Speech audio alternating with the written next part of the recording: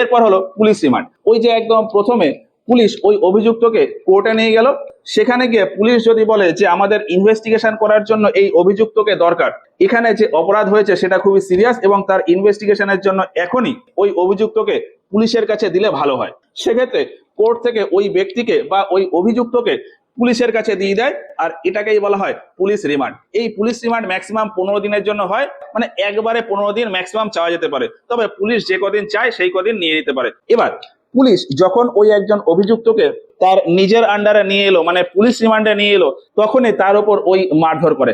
আমরা বিভিন্ন সিনেমাতে দেখেছি না যে পুলিশ থানায় নিয়ে এসে বেধড়ক মারপিট করে, তো ওইগুলো হলো কোনো একজন অভিযুক্তকে পুলিশ রিমান্ডে নিয়ে এসে মারপিট করে ওই রকম। আচ্ছা, এখানে পুলিশ আরো একটা কাজ করতে পারে, কোর্ট থেকে কোনো একজন অভিযুক্তকে হয়তো জুডিশিয়াল কাস্টাডিতে রেখে দিল, এখন পুলিশের ওই অভিযুক্তকে দরকার। এবার পুলিশ কি করবে? পুলিশ ওই কোর্টের কাছে যাবে, কোর্টকে গিয়ে বলবে যে এই অভিযুক্ত আছে, এর ব্যাচ নাম্বার এই, ফাইল নাম্বার এই, আমাদের ইনভেস্টিগেশনের জন্য একে আমাদের কাছে নেওয়া প্রয়োজন। তখন ওই কোর্ট থেকে একটা অর্ডার দিয়ে দেয় ওই পুলিশকে, পুলিশ ওই অর্ডারটা এই জেল পুলিশকে দেখায়, জেল পুলিশ ওই অর্ডার দেখে ওই অভিযুক্তকে পুলিশের হাতে দিয়ে দেয়, সেটাও একটা পুলিশ রিমান্ড।